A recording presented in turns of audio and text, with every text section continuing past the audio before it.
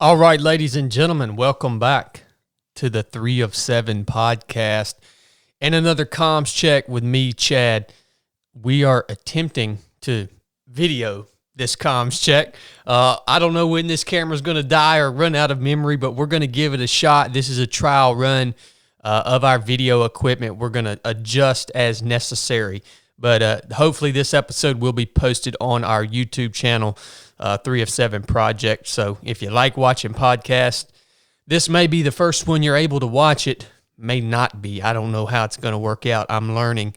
It's a process. Look, guys, in today's comms check, we're going to talk about something that I've been studying in my own personal time here lately. And really, I guess if you titled the episode, it would be why the theory of evolution is absolutely stupid, and why creation, to me, is common sense. And it makes sense to me, much more so than the theory of evolution. So we're going to try, I'm going to attempt, do the best I can, at least to bring you up to speed with where I am and why I'm studying this, why I think it's important for us as Christians to have some understanding of these topics. So there you go. That's what today's episode is going to be about. Today's episode is brought to you by Salty Britches. Hey, if you haven't tried some Salty Britches, I know a lot of you guys run, a lot of you guys hike, a lot of you guys get outside because, yeah, you're part of 3 of 7 Project, the body of 3 of 7 Project, and that's just most of the people that listen to me and listen to our content and come to our events are outdoors people. Salty Britches is going to significantly increase your ability to stay comfortable during your next endurance event or hike or whatever it may be that you're doing, moving, generating heat, sweat, salt, and nastiness. It is the #1 anti-chafing cream on the market. I use it for all of my ultra marathons. I use it every time I go out into the wilderness for the basic course, all the time. I keep a tube of it in my running box. I keep a tube of it in my everyday carry bag. They actually make now these little single-use packets. You can order a dozen of them and just throw them in spots where you think they would be handy and accessible. Check them out. Chafing sucks. Use Salty Britches to combat the chafing and stay out there longer and be comfortable while you're doing it. Get saltybritches.com to get yours. They provided a pro code. I'll attach it in the show notes of this episode. If you go and buy you some Salty Britches, which you should, use our pro code. It'll give you a good discount. And then also on Instagram, they're at Get Salty Britches. Thank you for sponsoring the 3 of 7 podcast, Salty Britches. All right. There's enough housekeeping for you. Let's dig into this topic right here. First of all, why is it even important for me as a Christian to understand and at least be able to plead my case for creation versus the theory of evolution? Well, I go around and I do all these interviews, these podcast interviews and stuff, and ultimately it comes up, my faith comes up as part of the conversation because I bring it up on purpose, right? And if you're a Christian, if you believe in creation, eventually somebody that's pretty intelligent is probably going to challenge you on that viewpoint. And instead of just looking like a dummy, you should have some, I don't even know if maybe evidence or you should have some understanding to at least back up your belief in creation and not evolution. First of all, what is evolution? First of all, evolution is not science, nor is believing in creation. Neither one of them are science, okay? Science, true science, is supposed to be observable, measurable, and repeatable. Evolution, however, even if it were true, is too slow to observe or measure and has consisted of unique, non-repeatable events of the past. It is therefore outside the scope of genuine science and has certainly not been proven by science. The same thing can apply with the belief in creation, right? So neither one of these theories or concepts are a science in and of itself. They're both actually, evolution, the theory of evolution is a religion. It is a tax-supported religion.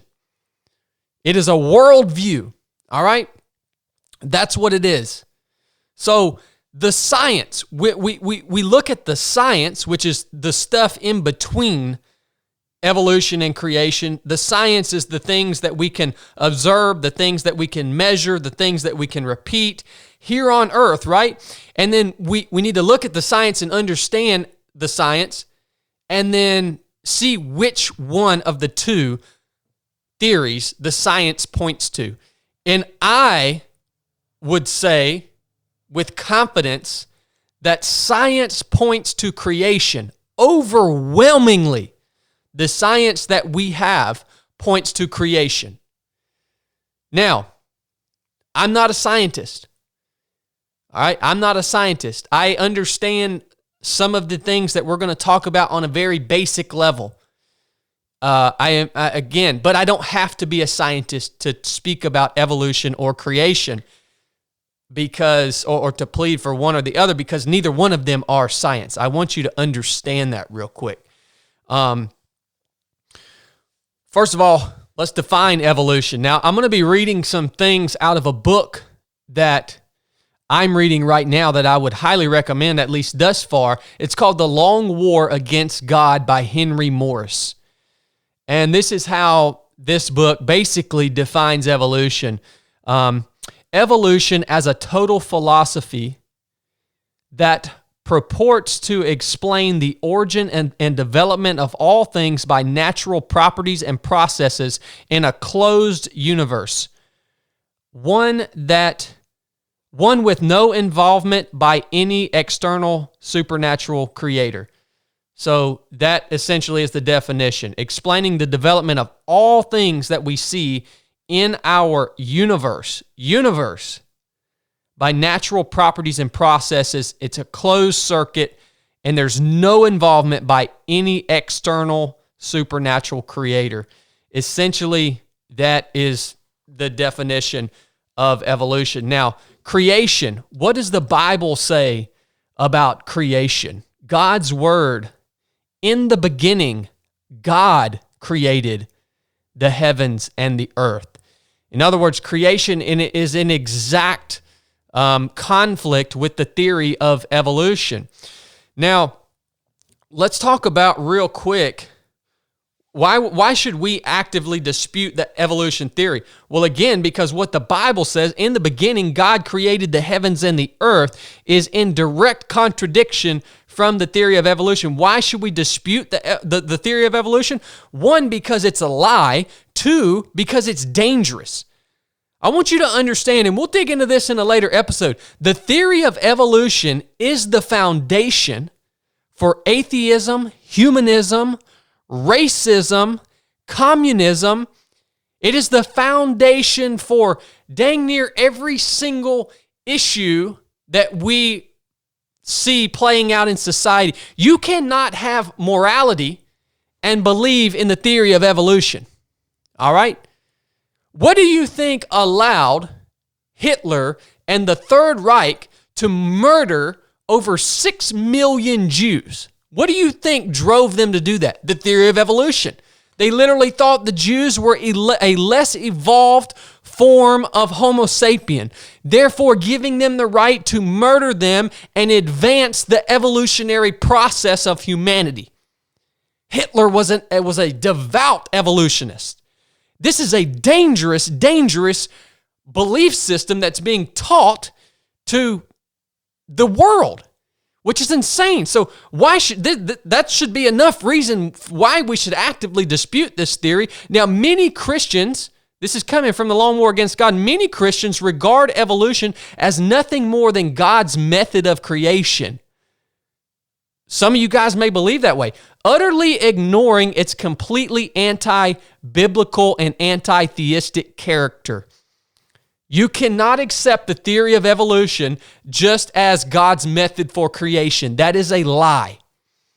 Evolution is telling you that there was nothing exploded, created something, and then it all came together, and basically complex life forms were formed out of a rock, an inanimate element, right? That's the country boy term. We'll dig more into that here in just a minute. This is why we need to be able to actively dispute this theory, because it's dangerous and it's a freaking lie. It's a worldview that drastically opposes the Christian worldview. Therefore, for you to ignore it is wrong. It's at great peril to our society, to our world, right? That's why we're talking about this. All right, let's talk about real quick the difference between evolution and adaptation. Evolution and adaptation. All right? Now, what does the Bible say here? Well, let's look real quick. The Bible says about creating living creatures. It says, hold on just a second. And God made the beasts of the earth according to their own kind, cattle according to its kind, and everything that creeps on the earth according to its kind. And so God says he created these, basically, instead of using the word species, he uses the word kind. And things that he created will reproduce after their own kind. All right? Evolution is saying that no, there was a common, they're basically a common ancestor of all things. Evolution is saying that we evolved from a freaking microorganism that somehow came to life. The mystery of life, it cannot be explained even by devout evolutionists. But this is saying that God created things of a kind, right? Now, so I want you to understand, I don't believe that certain kinds of life, right, species, I don't believe that they cannot adapt. All right? Adaptation is something that is completely different. It's obvious. We can actually see life on earth, plant life and animal life. We can see it adapting. We have seen adaptations within species. Well, take the dog, for instance.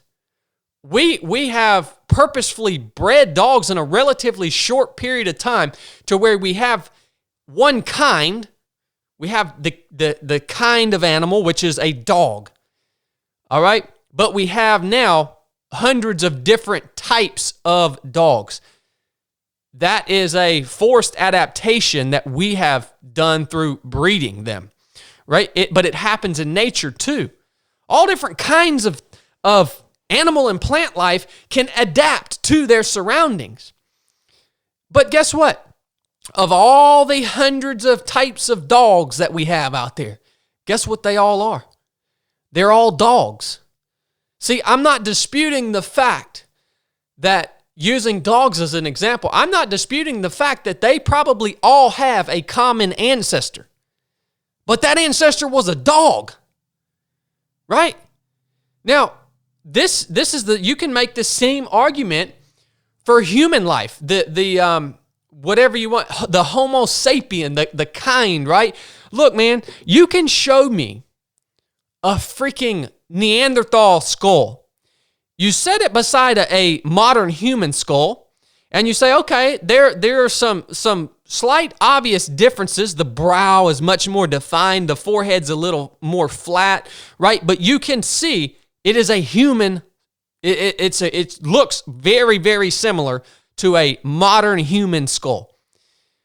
To me, this is freaking common sense.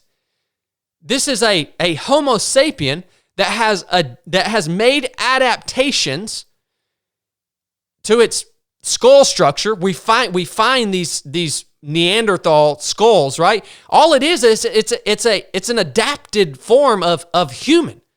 It's still a human. It means it does not at all, to me, point that we evolved from an ape. Do you guys understand what I'm saying here? Do y'all get this?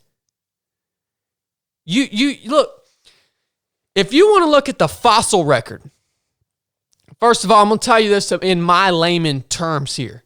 If you want to look at the fossil record that supposedly supports the theory of evolution, and for that matter, old Earth, that the Earth is billions of years old, that's a whole nother topic. But if you look at the fossil record, if you're telling me that all life evolved over the course of billions of years from a single source, a microorganism basically, that evolution process took billions of years. Look at the freaking fossil record, man. Why do we not have hundreds of thousands, if not millions of examples of freaking half human, half fish, half human, half ape, half whale, half frog? Why? Where's all these transitional? Where are all these transitional fossils that formed over the course of billions of years? Why do they don't freaking exist, man? Look, this is coming out of the book. Even though the fossil record is interpreted in terms of evolution, there is no evidence of evolution in the fossils themselves, for they all fit neatly into families, orders, phyla, and other categories of the same classification system used for present-day plants and animals. And these are not evolving. Of course, there are many extinctions revealed in the fossils, i.e. the dinosaurs, but extinction is the polar opposite of evolution. The most significant feature about the fossil record is the utter absence of any true evolutionary transitional forms. This is what I was talking about here. The utter absence of any true evolutionary transitional forms. You're telling me that we evolved from a microorganism over the course of billions of years. There should be millions of examples of transitional forms of all life on Earth.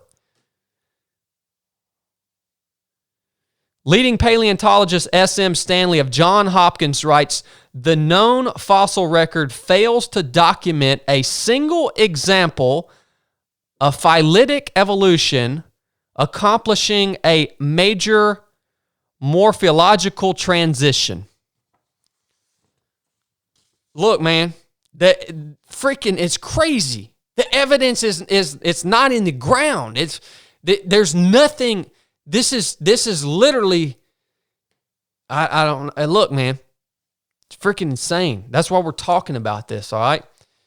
I'm not saying that species, the kinds that God made, whales, Homo sapien, humans, right? Wolves, bear. I'm not saying those kinds can't adapt. Obviously, they have adapted. A polar bear is not a freaking grizzly bear. A panda bear is not a black bear. But they're all bears. And the origin of all of them was a bear. You get this? It makes sense. God's story of creation, the story of creation in the Bible makes sense to me. All right? All right, let's hit one final part right here on why evolution is stupid. All right. We talk about evolution. We talk about the theory, the Big Bang theory, specifically, that complex life formed from an explosion in space, First of all matter in the whole universe was all gathered together in a place that was, they say, potentially smaller than a period on a page. That's a pretty crowded dot, okay? Now, first of all, matter cannot be created or destroyed. We have no example of that. Second of all, an explosion and out of a chaotic explosion was created complex life forms. Now, this is in direct contradiction to the second law of thermodynamics. Here's where we start to see just one example that the science literally disproves the theory of evolution. This is a quote from the Long War Against God. So far as all scientific observations go, the second law of thermodynamics is still universal in its effects. And the only way a more complex system of any kind can be produced is by an input of specific creative intelligence and directed energy, never by mere chaos and pulsating fields as a modern self-organization theorization seem to think. In other words, complex systems cannot be produced from chaos. There's no example of it on Earth. There is no there's no way we can produce a freaking example of that. Complex systems, we see it here on Earth. Everything that we make, right? We take raw materials and we can build stuff and make stuff and form metals. And what does that take? What does it take? It takes specific creative intelligence and directive energy. That's what it takes to create more complex systems from less complex systems. Crap can't go from just some chaotic explosion to a perfect, complex system that we can't even freaking understand the complexity of our own system.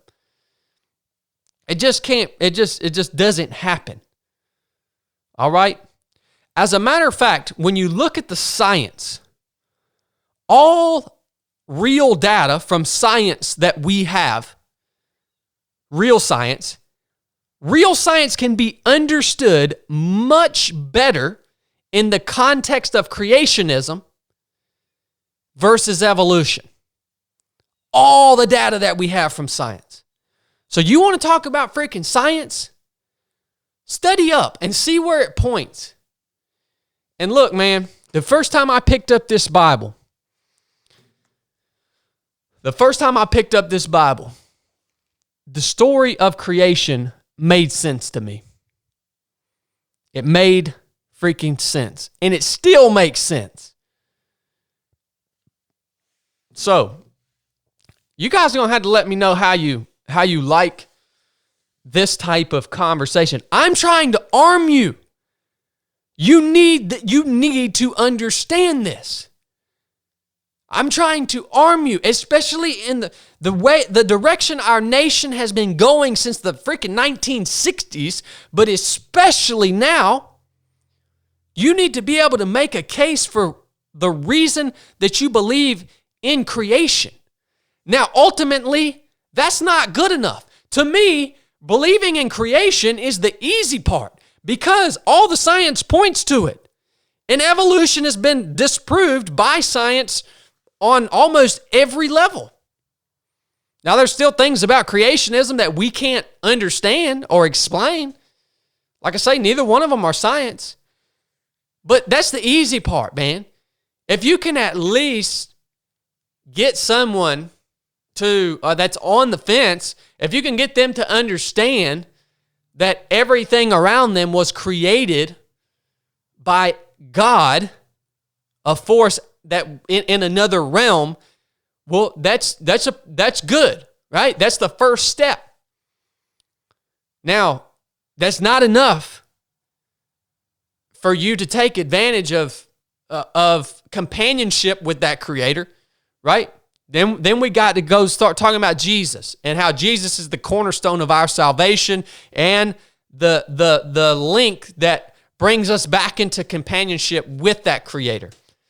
That's, again, a whole nother conversation. But you need to be able to arm yourself with this, man. Because when you go places and people freaking ask you about how do you believe in this, how do you believe in this creationism crap, you need to be able to say, well, actually, why don't you tell me about your evolutionary theory? Why don't you tell me about how matter that cannot be created or destroyed all of a sudden freaking came together, nothing exploded, created something, which then morphed into complex life forms, which is totally contradictory to science. Pretty freaking easy, right? I think we'll do another episode on why evolution is dangerous. We can go into examples of, again, how evolution is the foundation for humanism, the foundation for racism. You know Charles Darwin? Darwinism? Do you know that he was a freaking racist? That he was a humanist racist? Do you know that there's a direct line from Charles Darwin all the way through the beliefs of Hitler and other dictators throughout the history of that we have, human history? Look, man, we can go through all this. Y'all let me know if you want to go through all this, if you even like it. That's enough for today's comms check. I hope you guys enjoyed it. Yeah, just got back from Montana. I think I told you guys that. Did an awesome episode with Andy Stumpf and Cleared Hot. You guys, I don't know when it'll be out, but that's what I've been up to. Let me tell you guys real quick about Natural Rapport. I don't know if y'all have heard of Natural Rapport, but they make the best uncomplicated pet essentials on the market. You guys know we love our dogs. Yeah, we love our dogs. We give them all Natural Rapport treats and chews and all this stuff because it's single ingredient. It's made in the USA. The dogs love it. We also use their shampoos, their conditioners, their ear cleaners, all the care products that they produce for dogs because, yeah, we love our dogs. This stuff is all made in America. It's the best stuff out there. Go check them out. If you've got dogs, you love them, you want to give them the best stuff, go check out Natural Rapport at nattywrap.com. Yeah, that's nattywrap.com. We love us some Natural Rapport. Hope you guys do too. Thank you, Natural Rapport, for sponsoring this episode of the 3 of 7 podcast. Check them out on Instagram at Natural Rapport. All right, guys, I'll check back in with you guys before the week's over. I'm going to try to get this video posted up on YouTube and get all that done. Hey, there's about 8 spots left at the Proving Grounds. About 8 spots left at the Proving Grounds. So if you want to sign up, if you're on the fence, you better get after it. It's about to be sold out. Love you guys. Enough said.